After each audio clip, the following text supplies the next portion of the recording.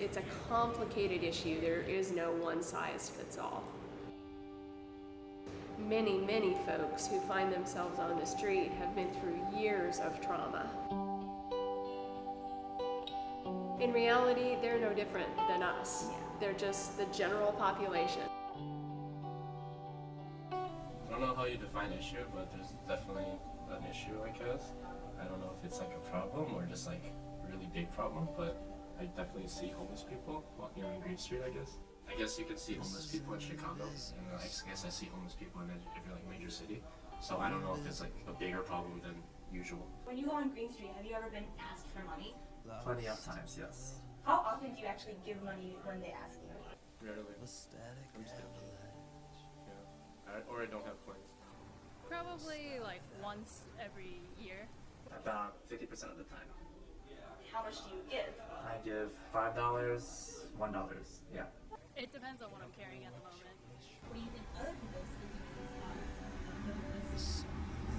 I think people try to help in ways that they can, but at the same time it would be great to see a greater effort from the community.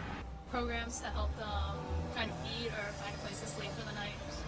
See You at Home engages and mobilizes our community to house and support the most vulnerable homeless on their journey of healing and restoration. There are different parts of See You at Home. Housing is one aspect, and some other parts of See You at Home are the Phoenix Daytime Drop-In Center. It's a community center with computers, a phone, folks can use the address. We have musical instruments, art supplies, tables and chairs, a place in the afternoon for folks who don't have an address to come and spend some time with folks from the community. How did you get involved with See You at Home?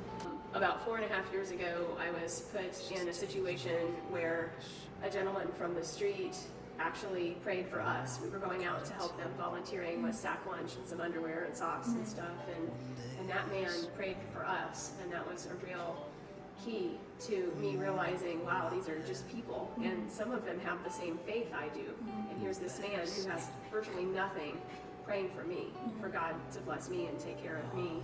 That was a part of the original vision for helping people on the street. In a few months, it actually had a name, See You at Home, and we started reaching out, especially to the people who are most desperate on the street, the ones that are closest to dying was the original vision. What do you think some misconceptions of homelessness that people think about, and what are the truths behind those misconceptions? They're just people.